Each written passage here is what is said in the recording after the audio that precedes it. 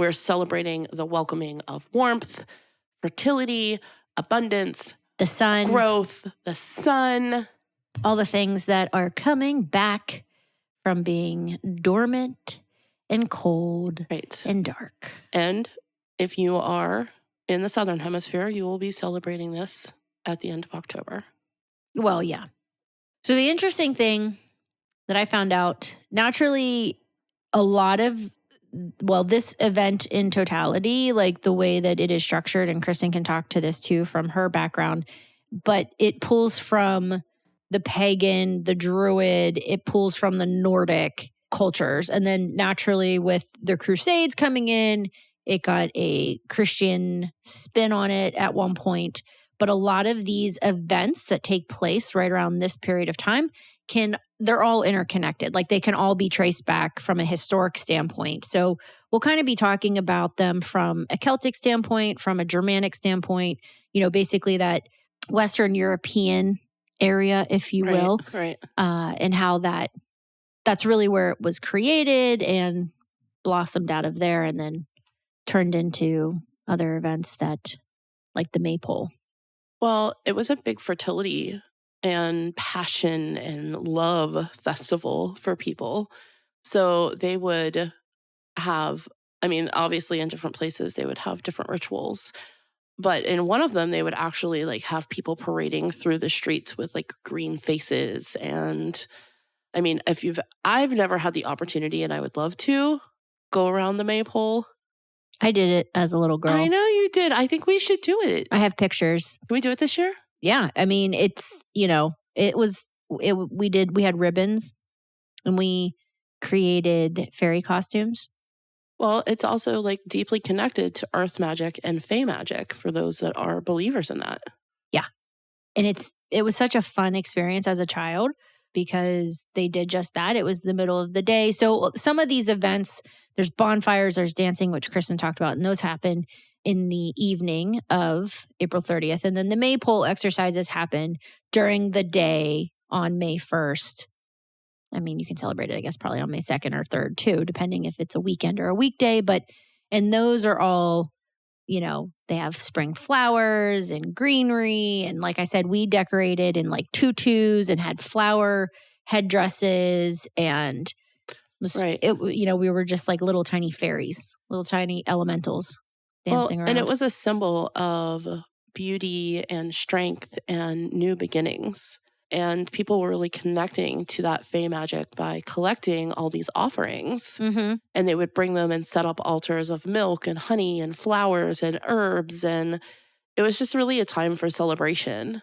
And it was all based around essentially harvest, most of it. Right. Like when you're planting seeds, when you're harvesting seeds, when we're welcoming back the sun, when we're welcoming the rain, when we're going dormant, all of that. But I think it was cool that Maypoles were like the heart of communities at one point. The celebration of the Maypole, or you mean like having like the actual pole there, yeah.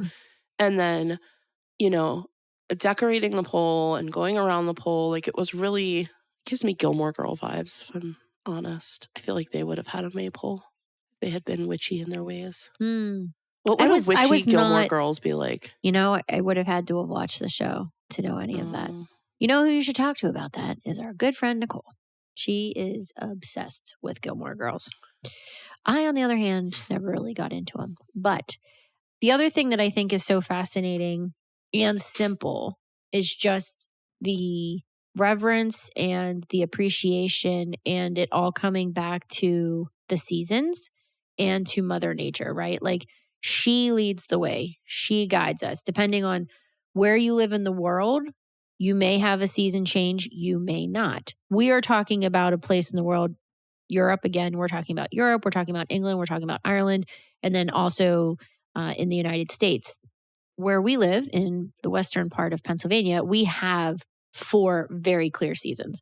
So it's very easy for us to apply these, what do you call them? Sabbats? Sabbats.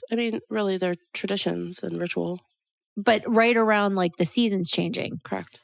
And I think that is so beautiful because there's so much, I always feel this way, that there's so much to be learned by just being present in nature and just listening and observing and watching which she does, and then just heeding from her. Well, I think too, so much of it is about weaving life together. If you go back to the maypole and you think about what it was like when you were a little girl and you were twirling around the maypole with the ribbons, you were weaving life together Right. with other children, with Right. other people. Mm-hmm. And that's a lot of what's happening right now in nature at this time of year is that you can literally watch it. You can watch plants start to weave together and grow towards the sun.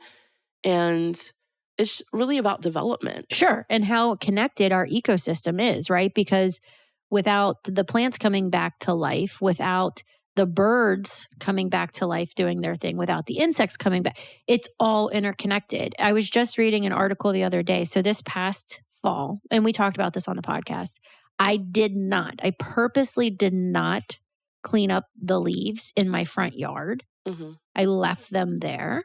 And now, April moving into May is the time to collect those and either put them in your compost bin or still do something where they can nurture the earth.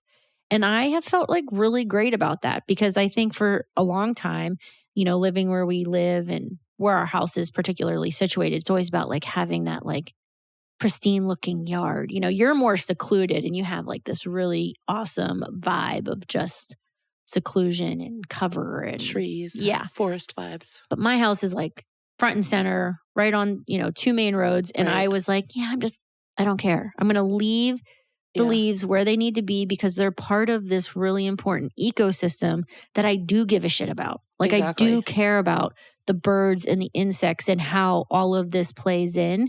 And naturally, because I've done this, I know that my trees and all of the bushes and my birds, they're going to gift me an incredible garden this year. A big part of Beltane is connected with fire magic.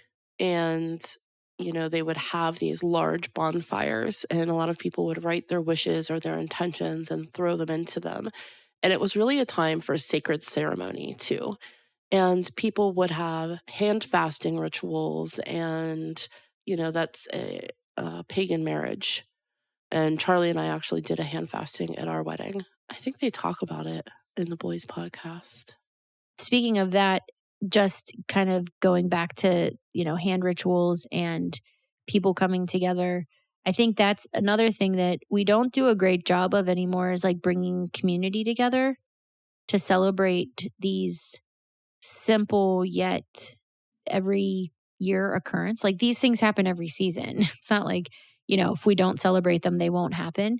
But I do think that sense of community and bringing people together to interact with each other was also vitally important, especially coming out of winter when you are more secluded and you're more dormant because that's the elements of the, weather and what have you. And so it brings people together so they can, reconnect and reunite, which is always vitally important to us as humans.